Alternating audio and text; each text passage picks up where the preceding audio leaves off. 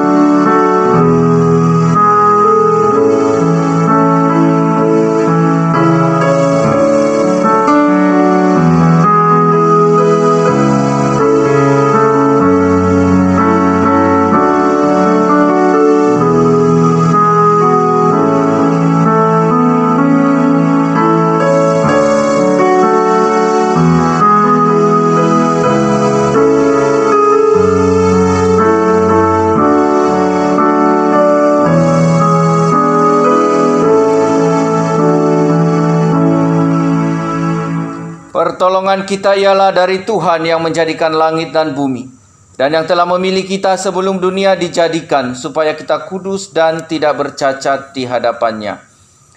Kiranya Allah Bapa yang Maha Kasih, Juru Selamat kami Yesus Kristus dan Penghibur kami Allah Roh Kudus, hadir dan memimpin ibadah kami ini dari awal sampai selesai. Amin. Mari saudara-saudara dengan segenap hati kita boleh bersama-sama memuji Tuhan dengan menaikkan pujian, sungguh indah Kau Tuhan.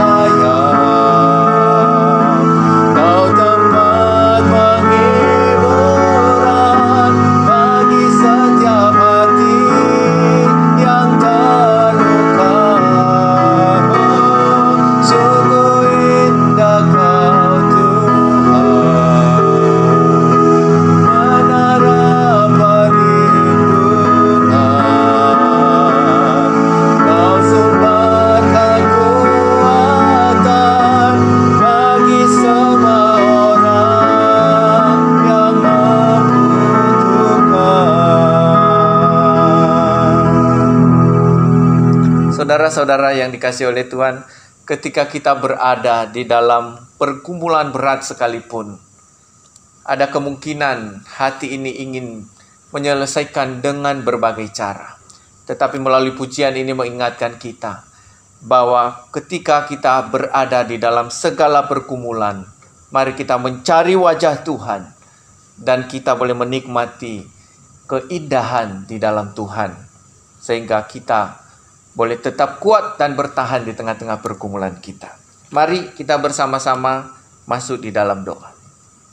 Bapa di sorga, terima kasih untuk anugerah-Mu, kasih dan kemurahan-Mu bagi kami, hingga kami hari ini boleh bersama-sama berkumpul di rumah kami masing-masing untuk boleh beribadah kepada Tuhan. Terima kasih ya Tuhan, Engkau terus menolong kami di tengah-tengah situasi yang kami alami. Tuhan tetap menyertai kami. Karena itu kami kembalikan segala pujian, hormat, dan kemuliaan hanya bagi-Mu. Sertai dan pimpin kami Tuhan, agar seluruh hidup kami hari ini sungguh-sungguh boleh menjadi hormat kemuliaan bagi-Mu. Di dalam nama Tuhan Yesus kami berdoa dan bersyukur. Amin. Jemaat disilakan duduk kembali. Mari kita akan membaca ayat emas kita pada pagi hari ini yang terambil di dalam Yeremia pasal yang ke-29. Yeremia 29 ayatnya yang ke-11 berbunyi demikian. Yeremia 29 ayatnya yang ke-11 berbunyi demikian. Sebab aku ini mengetahui rancangan-rancangan apa yang ada padaku mengenai kamu. Demikianlah firman Tuhan, yaitu rancangan damai sejahtera dan bukan rancangan kecelakaan, untuk memberikan kepadamu hari depan yang penuh harapan. Demikian ayat emas kita pada pagi hari ini, dan kita lanjutkan untuk ayat hafalan kita di tahun 2021 yang terambil di dalam Mazmur 73 ayat 23 sampai ayatnya yang ke-24 berbunyi demikian. Tetapi aku tetap di dekatmu. Engkau memegang tangan kananku dengan nasihat-Mu. Engkau menuntun aku dan kemudian Engkau mengangkat aku ke dalam kemuliaan. Mari sama-sama kita sebutkan ayat firman Tuhan ini dalam Mazmur 73 ayat 23 sampai 24. 3, ya. Tetapi aku tetap di dekatmu. Engkau memegang tangan kananku. Dengan nasihat-Mu Engkau menuntun aku dan kemudian Engkau mengangkat aku ke dalam kemuliaan. Demikian saja ayat hafalan kita di tahun 2021 ini. Kiranya melalui ayat hafalan ini kita semakin dikuatkan bahwa kita senantiasa berada di dekat Tuhan. Dia akan memimpin, membimbing kita di dalam segala keadaan hidup kita. Mari saudara-saudara, saya undang kita kembali untuk berdiri. Kita akan mengikrarkan pengakuan iman rasuli. Pengakuan iman rasuli. Aku percaya kepada Allah, Bapa yang Maha Kuasa, Khalik langit dan bumi, dan kepada Yesus Kristus, Anaknya yang tunggal Tuhan kita, yang dikandung daripada Roh Kudus, lahir dari anak darah Maria, yang menderita sengsara di bawah pemerintahan Pontius Pilatus, disalibkan, mati dan dikuburkan, turun ke dalam kerajaan maut. Pada hari yang ketiga bangkit pula dari antara orang mati, naik ke sorga, duduk di sebelah kanan Allah, Bapa yang Maha Kuasa. Dan dari sana Ia akan datang untuk menghakimi orang hidup dan yang mati. Aku percaya kepada Roh Kudus, gereja yang kudus dan am, persekutuan orang kudus, pengampunan dosa, kebangkitan daging, dan hidup yang kekal. Amin. Jemaat disilakan duduk kembali. Mari kita bersama-sama akan menaikkan doa syafaat kita di hadapan Tuhan. Yang pertama kita berdoa khususnya untuk pemerintah dalam usaha untuk vaksin COVID ini ya, untuk memberikan vaksin kepada seluruh masyarakat, terutama yang pertama-tama untuk tenaga medis ya, dan juga kepada masyarakat yang lebih butuh lebih dahulu. Kita doakan agar penyaluran vaksin ini bisa berjalan dengan baik. Yang kedua, kita juga berdoa untuk jemaat yang sakit. Kita terus berdoa untuk saudari Fang Fang Kita juga terus berdoa untuk saudara Yosua, putra dari guru Injil Elis, kiranya Tuhan pulihkan. Dan jemaat-jemaat yang lain yang mungkin juga sedang berada di dalam kelemahan tubuh, kiranya Tuhan boleh menjamah dan menyembuhkan. Dan yang ketiga, kita terus berdoa untuk pertumbuhan iman jemaat, agar melalui iman yang kokoh di dalam Kristus, boleh membawa setiap jemaat tetap di dalam Kristus, dan boleh menghadapi segala sesuatu dengan iman yang kuat. Mari saudara-saudara kita berdoa. Bapa di sorga, terima kasih hari ini kami bersyukur untuk segala pertolongan Tuhan bagi kami. Kini kami bersama-sama dengan jemaat-Mu bersatu hati berdoa untuk pemerintah kami di dalam menyalurkan vaksin COVID-19 yang sudah dipikirkan dengan matang. Kami berdoa agar melalui vaksin ini benar-benar dapat membuat setiap orang, khususnya masyarakat Indonesia ini, bisa memiliki antibodi yang kuat untuk menghadapi satu virus yang cukup mematikan beberapa waktu terakhir ini. Karena itu Tuhan, tolong setiap pihak-pihak terkait yang ada bisa memikirkan dengan baik bagaimana cara penyaluran, termasuk di dalam penanganan pasien-pasien yang sudah ada atau terinfeksi daripada virus ini. Kiranya sesegera mungkin penyaluran vaksin ini dapat berjalan dengan baik. Terima kasih ya Tuhan. Kami juga berdoa agar setiap masyarakat boleh benar-benar bergumul di hadapan Tuhan dan mereka menyerahkan diri kepadamu untuk bisa menikmati pertolongan Tuhan melalui usaha pemerintah yang ada ini. Demikian juga kami berdoa untuk setiap jemaat, khususnya mereka yang sakit. Kami berdoa untuk saudari Fang-Fang, kiranya Tuhan terus pulihkan kondisi kaki dan lututnya yang sudah beberapa waktu ini mengalami sakit. Kiranya Tuhan sendiri yang memulihkan sehingga dia bisa berjalan kembali dengan normal. Demikian kami berdoa untuk saudara kami Yosua yang beberapa waktu juga mengalami cedera karena jatuh, dan setelah dioperasi saat ini sudah kembali ke rumah. Dan kami berdoa agar Tuhan pimpin sehingga di dalam proses penyembuhan, tangan Tuhan yang penuh kuasa itu boleh memberikan kesembuhan yang sempurna. Kuatkan dan teguhkan setiap anggota keluarga yang menjaga, merawat, kiranya mereka juga mendapatkan kesehatan yang cukup, tenaga yang cukup daripada Allah untuk bisa melakukan pelayanan ini, khususnya bagi mereka yang sakit. Demikian juga kami berdoa Tuhan untuk setiap jemaat Tuhan. Di tengah-tengah situasi yang kami alami ini, ada banyak hal yang menggoncangkan keadaan iman kami. Tetapi kami tahu bahwa iman kami hanya di dalam Kristus Yesus. Karena itu biarlah setiap kami berlomba-lomba untuk belajar kebenaran-Mu, untuk memberikan makanan yang baik, yang tepat bagi iman kami, sehingga dapat bertumbuh dengan baik, dengan sehat, dengan segar, untuk dapat menghadapi hari ini, bahkan hari esok, dengan kekuatan yang daripada Tuhan saja. Terpuji-puji nama-Mu Bapa, bimbing kami di dalam kelemahan-kelemahan kami, supaya kami tetap berjalan di jalan Tuhan. Di dalam nama Tuhan Yesus kami berdoa dan mengucapkan syukur. Amin. Baik saudara-saudara yang terkasih di dalam nama Tuhan Yesus, sebelum kita mendengarkan firman Tuhan, mari kita bersama-sama akan menaikkan pujian kembali sebagai persiapan kita untuk mendengar firman Tuhan. Di dalam pujian PPK nomor 162, Sabda Tuhan Aku Serta.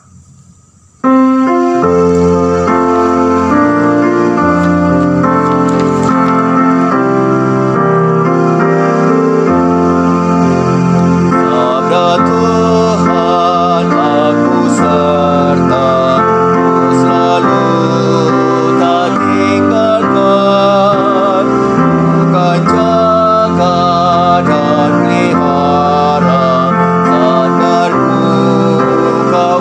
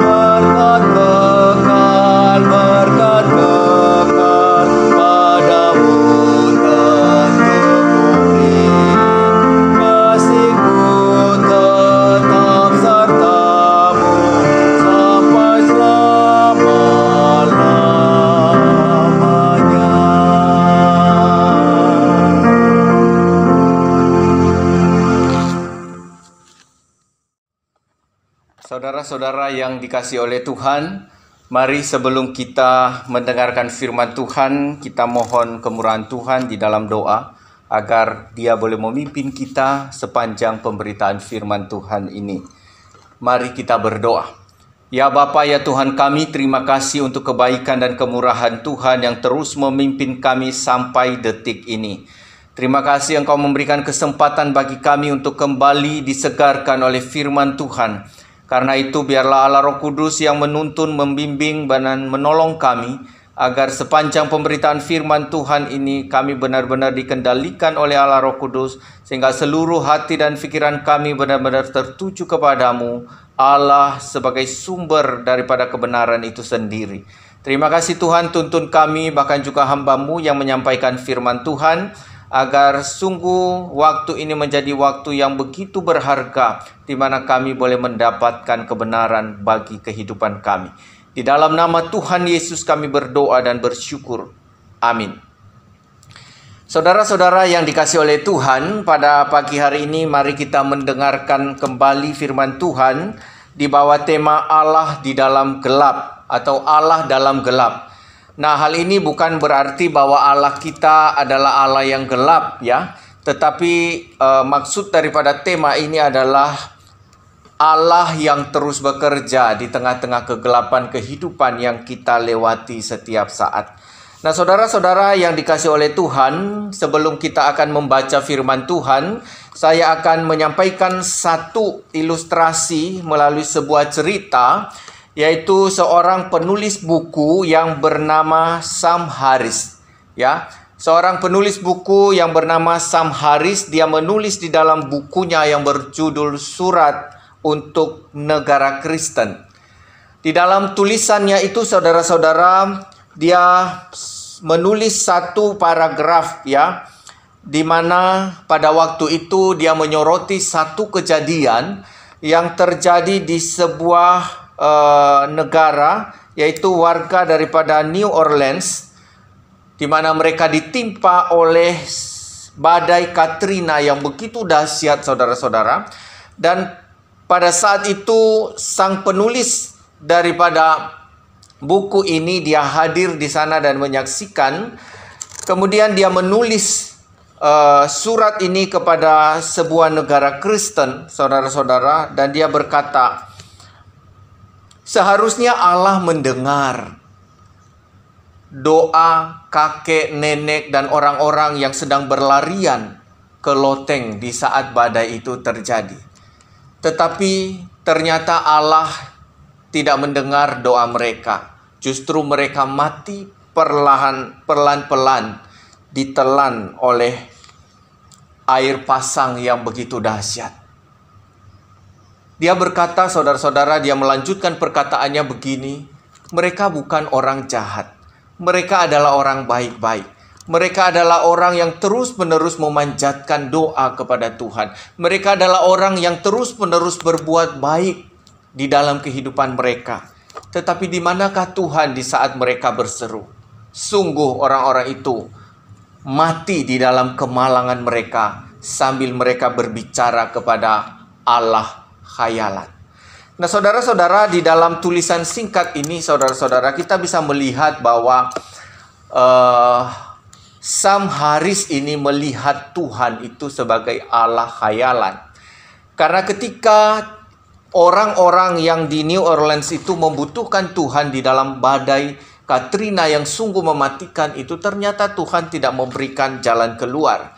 Ternyata Tuhan tidak menjawab doa mereka, maka dia berkata bahwa sungguh mereka mati di dalam kemalangan mereka sambil berbicara kepada Allah khayalan.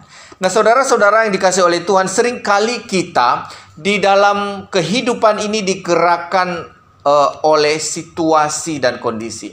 Atau kita tidak digerakkan oleh kebenaran, tetapi kita digerakkan oleh situasi dan kondisi.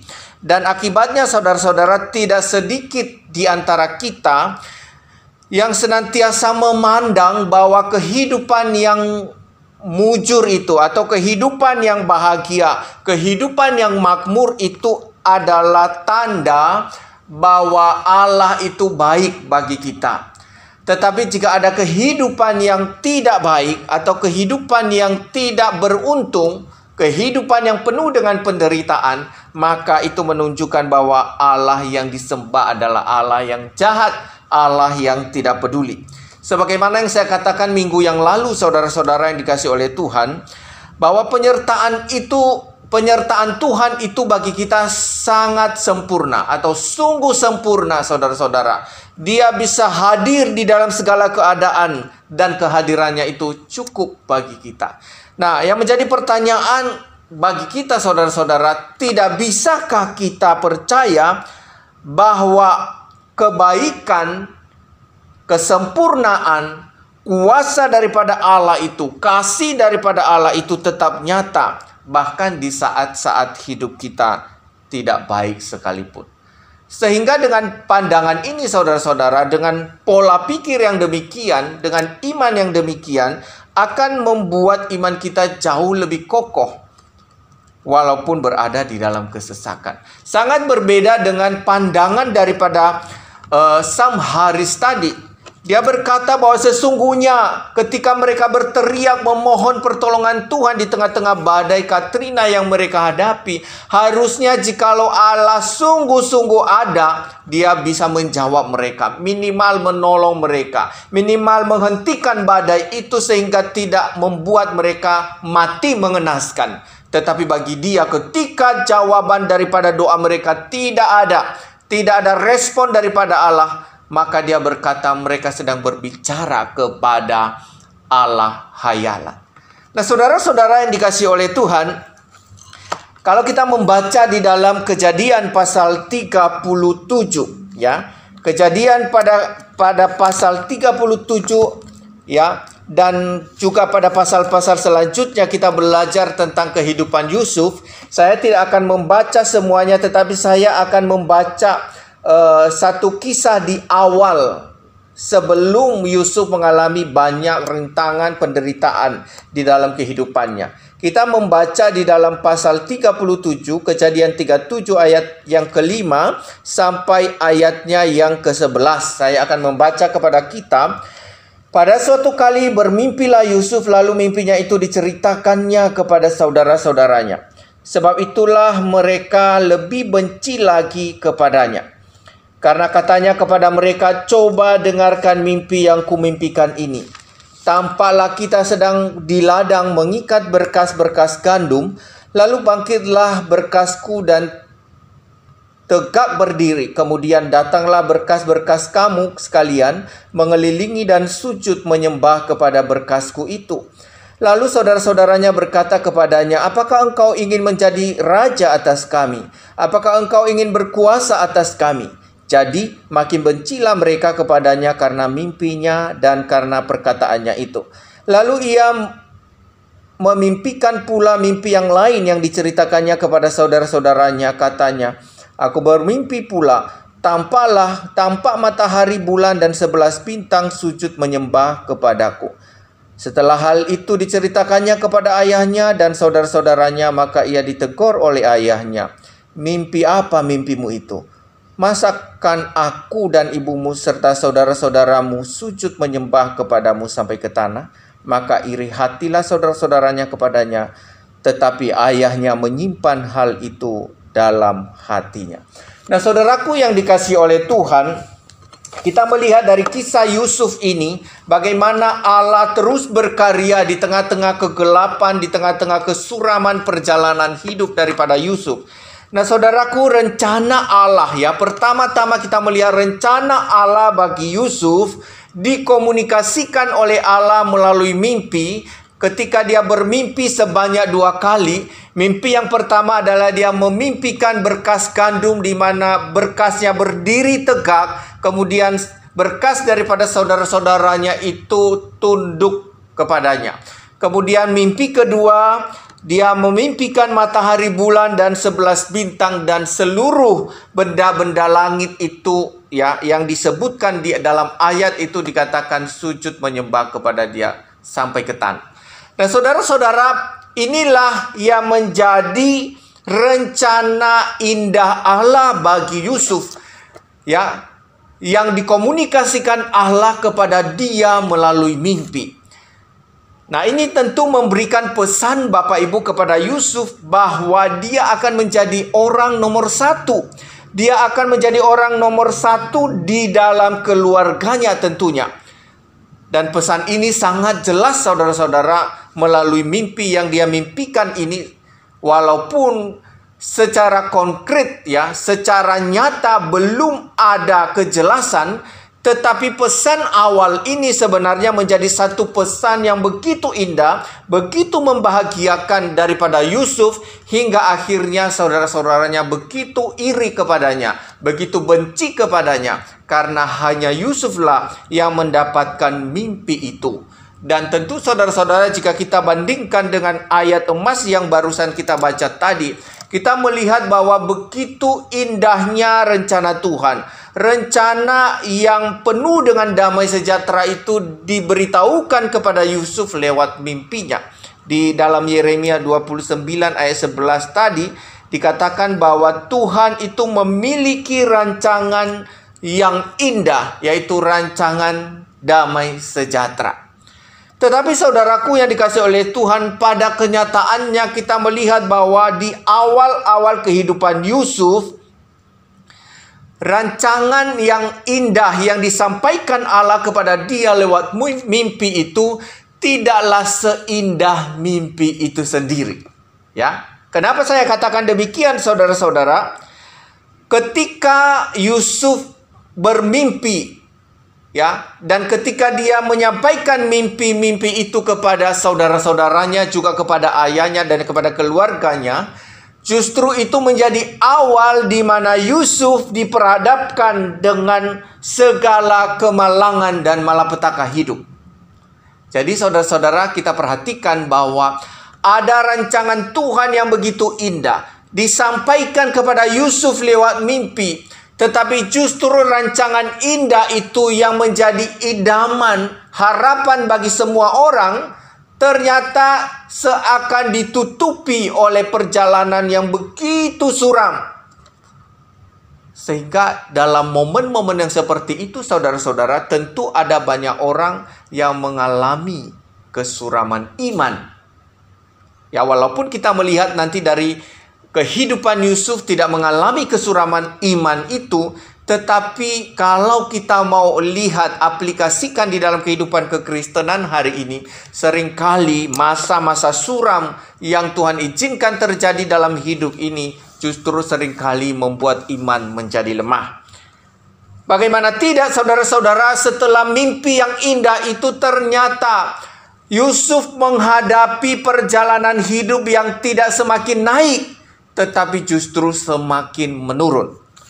Apa-apa saja itu kalau kita baca di dalam pasal 37 dan pasal yang selanjutnya, kita menemukan bahwa setelah mimpi itu, maka Yusuf menghadapi malapetaka yang dilakukan sendiri oleh saudara-saudara, orang yang dekat dengan dia, orang yang ia kenal, yang seharusnya menjadi penopang, pendukung bagi dia untuk mendapatkan impian, tetapi justru sebaliknya. Apa yang dialami oleh Yusuf, yaitu pertama-tama karena kebencian daripada saudara-saudaranya, dia mendapatkan ancaman pembunuhan. Dan itu tidak terjadi, justru mereka oleh saran daripada Ruben, saudara-saudara, dia dibuang ke sumur. Dan setelah itu dia dijual kepada orang Ismail.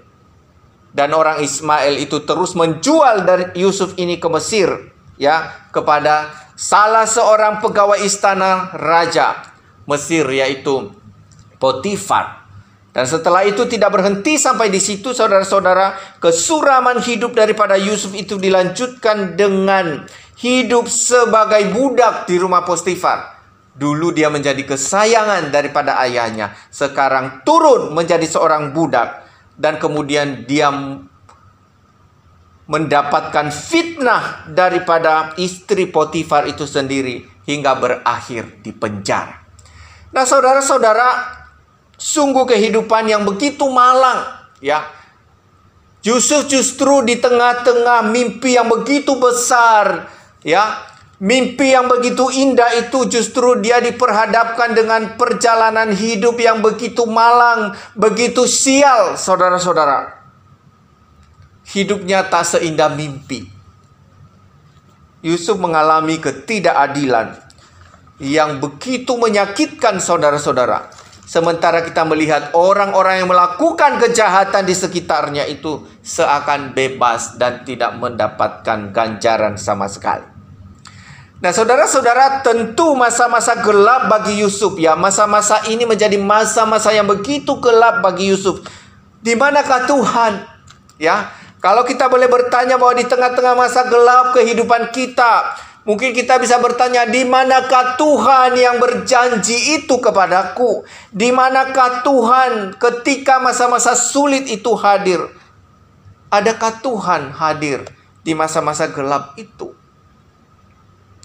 Nah, saudara-saudara yang dikasihi oleh Tuhan, bagaimana kehadiran Tuhan di tengah-tengah kesulitan hidup kita?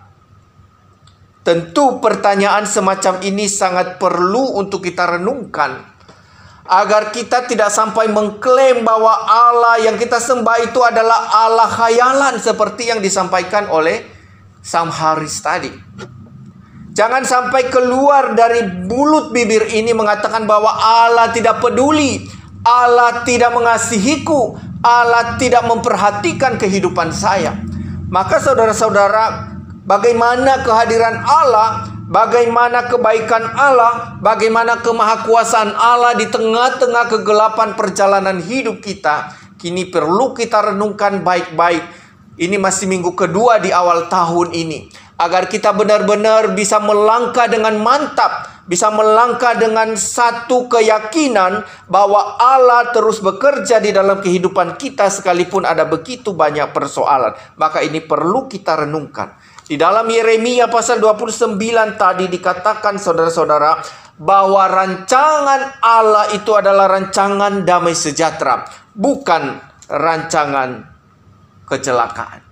Karena itu kita perlu catat baik-baik, saudara-saudara, bahwa jalan yang seakan menurun itu, keadaan yang memburuk di dalam hidup kita, keadaan yang semakin gelap, kuasa Tuhan yang seakan-akan tidak nyata, dan keadaan yang semakin hancur yang kita lewati di dalam perjalanan hidup kita sebagaimana dijalankan oleh Yusuf itu, semua ini tidak akan bisa atau tidak selalu bisa menghancurkan atau mencelakai kita. Ini yang perlu kita catat baik-baik.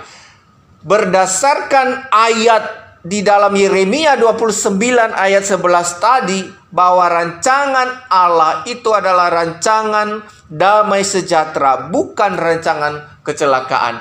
Maka seluruh perjalanan hidup kita yang seakan-akan penuh dengan keburukan penderitaan, ingat baik-baik bahwa itu tidak akan mungkin menghancurkan dan mencelakai kehidupan kita. Namun saudara-saudara, di balik peristiwa-peristiwa itu, kita ingat lagi baik-baik bahwa di dalam Tuhan, seluruh perjalanan hidup yang seakan menurun itu, itulah adalah jalan yang akan menuntun kita kepada jalan yang bisa menanjak dan naik, melejit untuk mendapatkan rancangan indah daripada Tuhan itu. Hal ini saya sampaikan saudara-saudara kepada kita karena banyak ya di antara kita yang sering kali gagal melihat Tuhan atau gagal melihat penyertaan dan kasih Tuhan di tengah-tengah peristiwa yang sulit di dalam kehidupan kita. Tetapi kalau kita belajar di dalam kehidupan Yusuf ini, saudara-saudara, kita melihat bahwa dia adalah seorang anak kesayangan daripada ayahnya Yakub. Kemudian posisinya sebagai anak kesayangan ini benar-benar menjadi menurun. Pada akhirnya dia menjadi seorang budak di rumah Potifar. Kemudian dari budak itu, posisi budak itu menurun lagi, dia dituduh menjadi seorang kriminal, ya, yang melakukan kejahatan kepada istri tuannya. Dan dari itulah dia terus menurun lagi menjadi tahanan. Dia masuk ke dalam penjara. Tetapi saudara-saudara, di dalam perjalanan yang menurun ini, kita justru melihat bagaimana Tuhan terus bekerja. Bagaimana tujuan Tuhan itu terus diperlihatkan kepada dia, walaupun di tengah-tengah kesuraman. Bagi Yusuf, saudara-saudara, jalan turun itu adalah jalan naik. Karena justru penjara itu lebih membawa dia lebih dekat kepada tahta, di mana dia menjadi seorang berpengaruh di negeri Mesir. Seandainya dia minta pulang kepada ayahnya, dia kembali duduk di rumahnya menjadi anak kesayangan ayahnya, untuk menikmati segala fasilitas yang ada, menikmati jubah yang maha indah itu, maka tentu tidak akan membawa dia lebih dekat kepada tujuan Tuhan yang indah itu. Tetapi kita melihat di sini bahwa penjara justru yang membawa Yusuf semakin dekat kepada tujuan Tuhan itu. Memang ini adalah sesuatu yang sulit diterima oleh pikiran manusia, saudara-saudara. Karena apa? Ini tidak enak bagi kedagingan kita. Ini tidak nyaman bagi kita. Penderitaan itu seakan-akan adalah sebuah kegagalan. Penderitaan itu adalah sebuah penghalang bagi tercapainya sebuah tujuan kehidupan kita. Tetapi saya mau katakan kepada kita, saudara-saudara, seringkali Tuhan bekerja di dalam kehidupan kita sebagai orang Kristen. Justru yang paling terbaik itu adalah lewat penderitaan. Lewat penderitaan. Nah, karena itu saudara-saudara, kita melihat bahwa begitu suramnya perjalanan kehidupan Yusuf yang dialami di dalam menghadapi janji Tuhan yang indah itu. Di dalam mencapai sebuah janji Tuhan yang indah itu, dia melewati lembah-lembah yang begitu suram. Tetapi kita percaya bahwa di tengah-tengah kesuraman kehidupan itu Allah terus bekerja. Karena apa? Sudah dikatakan tadi bahwa rancangan Tuhan adalah rancangan damai sejahtera, bukan rancangan kecelakaan. Karena itu keadaan yang semakin gelap sekalipun justru akan membawa kita, khususnya Yusuf ini, membawa Yusuf menikmati rencana Allah yang semakin genap. Dan ini juga kita melihat daripada kehidupan daripada Yesus ketika dia berada di Taman Getsemani. Kehidupan yang benar-benar suram, penuh dengan ketakutan, penuh dengan kesuraman, saudaraku. Justru itu yang membawa dia lebih dekat kepada kemenangan itu. Nah, saudara-saudara yang dikasihi oleh Tuhan, di dalam rancangannya yang sempurna, Allah sungguh mempersiapkan Yusuf ini untuk menjadi seorang pemimpin yang memiliki kekuatan iman yang kokoh di dalam Tuhan, dan juga memiliki kekuatan mental. Itulah sebabnya saudara-saudara, proses pembentukan daripada Yusuf itu begitu kuat sekali. Walaupun secara manusia kita merasa begitu kasihan akan kehidupan Yusuf. Bagaimana mungkin seorang anak kesayangan itu benar-benar mengalami kesuraman hidup, seakan-akan tidak ada harga sama sekali. Tetapi justrulah di tengah-tengah ketiadaan harapan itu, disitulah kasih karunia Allah itu terus-menerus melimpah bagi kehidupan Yusuf. Nah, saudara-saudara, seakan memberitahukan kepada kita bahwa untuk menjadi seorang pemimpin yang besar yang dipakai oleh Allah, maka seseorang harus melewati perjalanan kehidupan yang pahit. Perjalanan kehidupan yang penuh dengan tantangan. Perjalanan kehidupan yang penuh dengan tetesan air mata.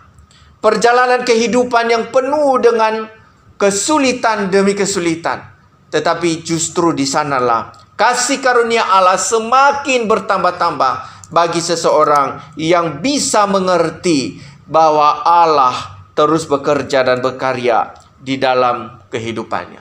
Nah, saudara-saudara, bukan tidak mungkin bahwa di tengah-tengah kesuraman itu Yusuf bisa menghadapi kegoncangan iman.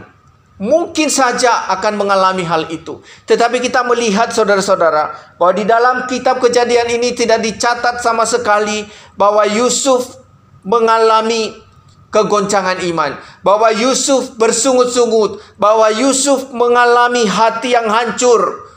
Tetapi justru kita melihat bahwa di tengah-tengah situasi yang dia alami, Yusuf tetap memandang kepada Allah. Bahkan saat-saat dia digoda oleh istri Potifar, dia berkata bahwa tidak mungkin aku melakukan dosa ini, baik terhadap tuanku Potifar, apalagi kepada Tuhan. Saudara-saudara, kita melihat bahwa cara Tuhan bekerja di dalam kehidupan seorang pemuda ini, yaitu Yusuf, benar-benar nyata. Ya, itu sebabnya saudara-saudara jangan pernah berkata bahwa di tengah-tengah kesuraman hidup Allah tidak bekerja. Di tengah-tengah kesuraman hidup bahwa Allah tidak ada, Allah tidak hadir. Tetapi justru Allah sering kali hadir dan nyata kuasanya di tengah-tengah kegelapan dan kesuraman perjalanan iman kita. Karena itu saudara-saudara yang dikasihi oleh Tuhan, mari kita mengevaluasi diri kita. Ya, ini baru minggu kedua di awal tahun ini. Mari kita evaluasi hidup kita. Sejauh manakah kita benar-benar bertumbuh di dalam Kristus? Sejauh manakah kita benar-benar berakar di dalam kebenaran itu sendiri? Sejauh manakah kita menyelami kasih Allah? Sejauh mana kita mengerti tentang kasih dan kemurahan Tuhan itu yang terus-menerus bekerja di dalam kehidupan kita. Hal ini akan menentukan cara pandang kita kepada Allah, saudara-saudara. Walaupun kita berada di tengah-tengah situasi yang tidak memungkinkan. Dan minggu yang lalu sudah saya katakan bahwa kita tidak tahu sampai kapan pandemi ini akan berlangsung. Dan kita mendengar informasi saudara-saudara bahwa justru tahun ini dikhawatirkan akan mengalami krisis ekonomi. Apa yang bisa kita katakan dengan berita-berita yang semacam ini? Ini belum kita alami, tetapi hanya menjadi informasi yang akan kita hadapi. Kemungkinan akan mengalami seperti ini. Apakah ini akan membuat iman kita menjadi goncang? Apakah ini akan membuat kita kehilangan harapan kepada Tuhan? Apakah ini akan membuat kita tidak bisa melihat Allah lagi dan kuasanya di dalam kehidupan kita? Tentu saja tidak.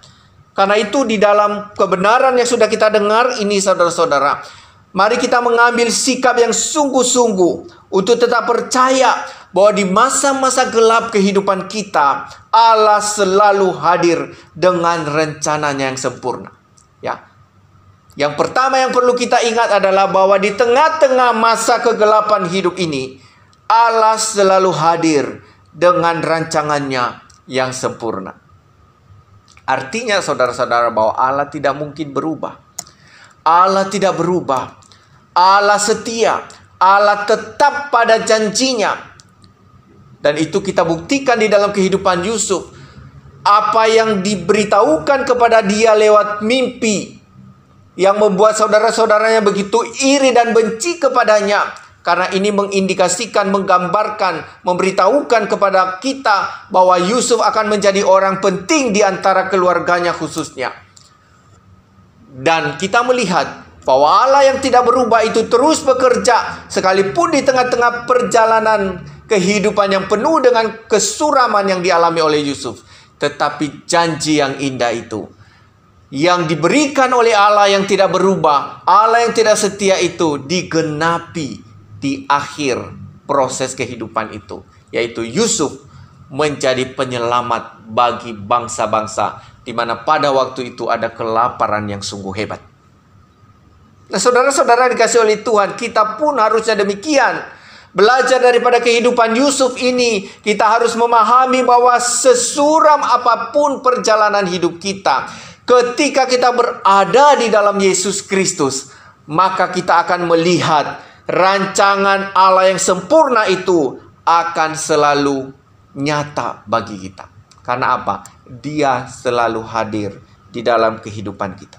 Karena itu saudara-saudara, kehadiran Allah yang demikian, kita harus percaya bahwa seburuk apapun kondisi yang kita alami, itu tidak akan merubah rancangan Tuhan dalam hidup kita.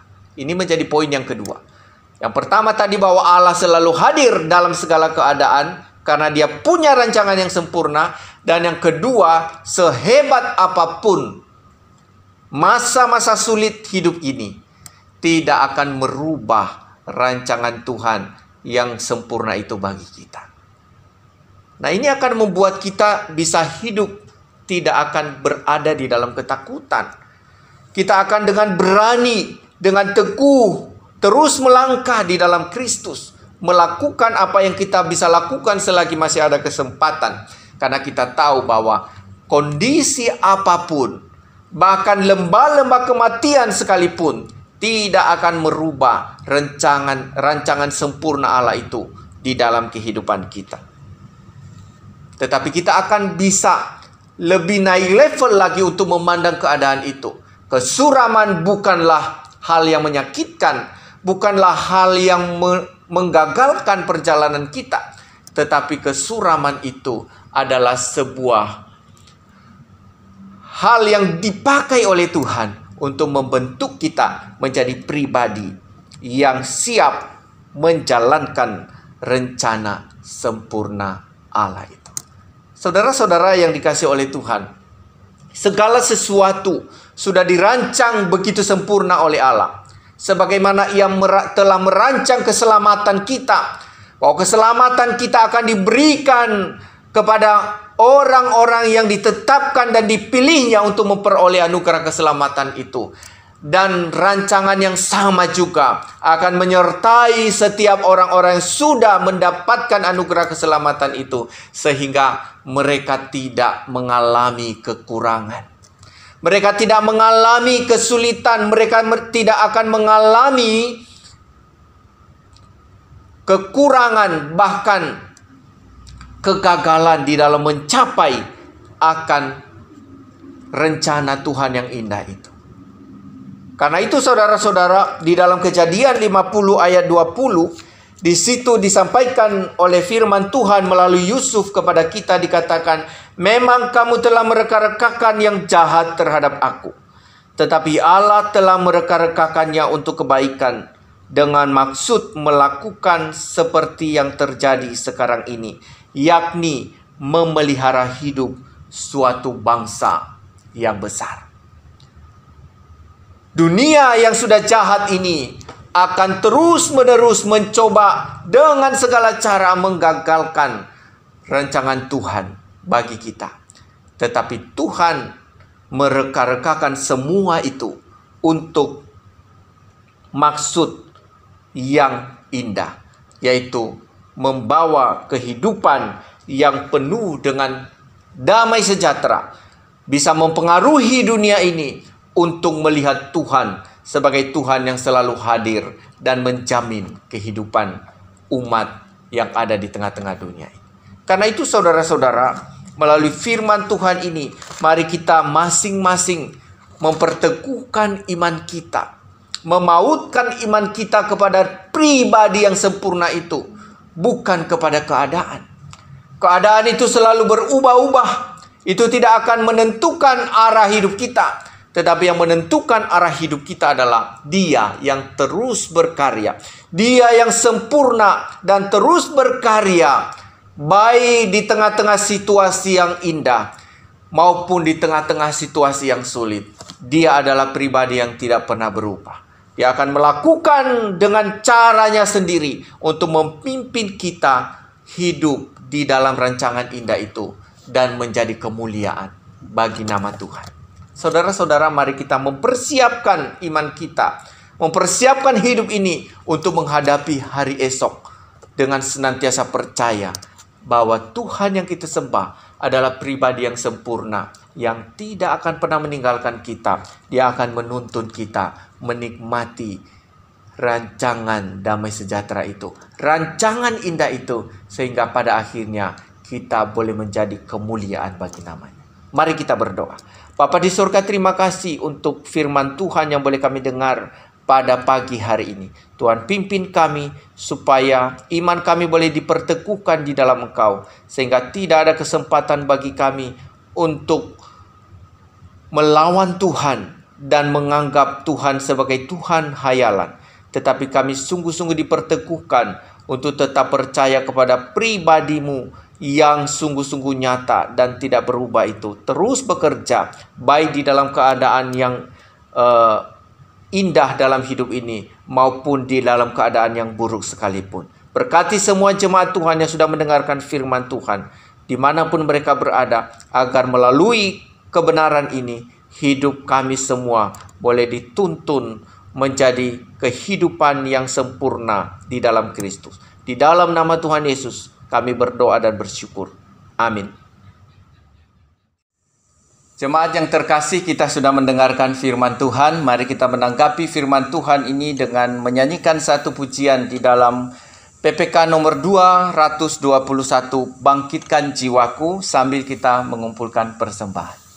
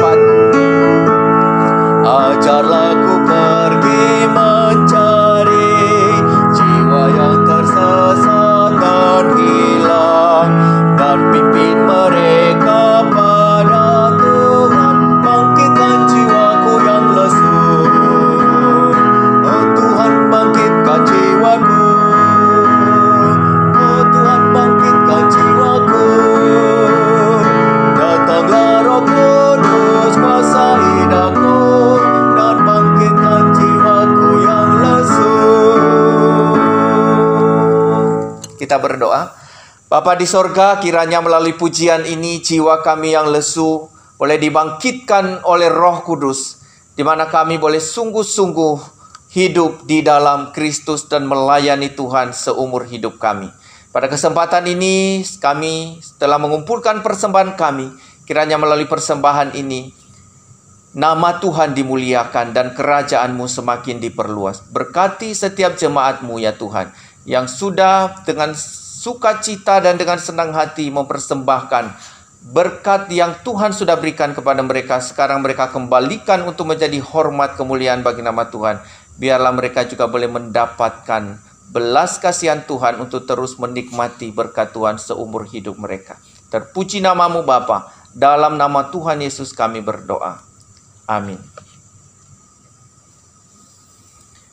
Jemaat yang terkasih di dalam nama Tuhan Yesus, kita akan mengakhiri kebaktian kita pada pagi hari ini. Kita akan menaikkan doksologi. Saya undang jemaat untuk bersama-sama berdiri.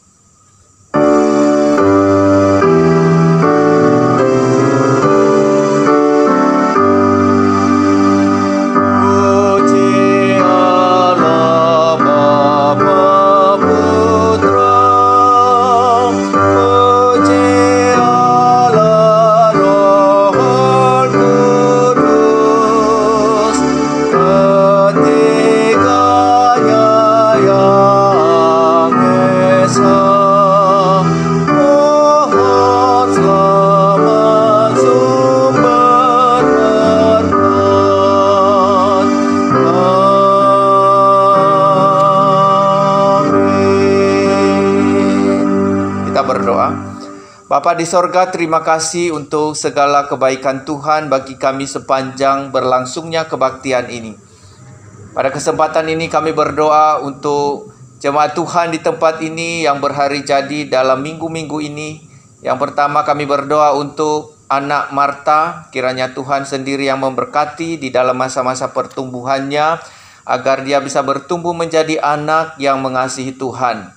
Terutama kedua orang tuanya, kiranya mereka sungguh-sungguh boleh hidup di dalam Tuhan dan mereka boleh mendidik, mengarahkan anak ini bertumbuh menjadi anak yang mengasihi Tuhan, sehingga kelak dia boleh menjadi hormat kemuliaan bagi nama Tuhan. Demikian kami berdoa juga untuk Saudari Kristi, kiranya Tuhan terus memberkati di dalam segala pergumulan hidupnya, juga di dalam keluarganya, di dalam pekerjaan, di dalam pelayanan yang mungkin juga Tuhan percayakan kepada mereka, baik di gereja maupun di pemerintahan. Kiranya mereka semua boleh dipakai Tuhan, khususnya untuk Saudari Kristi ini, sehingga melalui kehidupannya nama Tuhan dimuliakan. Terima kasih ya Bapa, kami serahkan kedua orang jemaat ini, kiranya Tuhan sendiri yang memberkati mereka. Di dalam nama Tuhan Yesus kami berdoa. Amin. Saudara-saudara yang dikasihi oleh Tuhan, arahkanlah hatimu kepada Tuhan dan terima berkat Tuhan. Tuhan memberkati engkau dan melindungi engkau. Tuhan menyinari engkau dengan wajah-Nya dan memberi engkau kasih karunia. Tuhan menghadapkan wajah-Nya kepadamu dan memberi engkau damai sejahtera. Amin.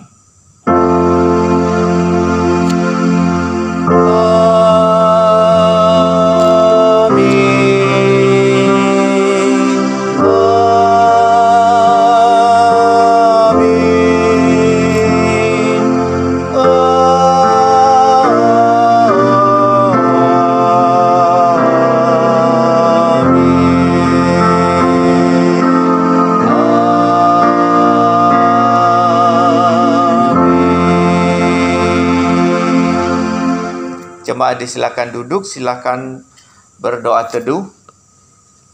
Kebaktian kita selesai. Selamat hari Minggu. Tuhan Yesus memberkati.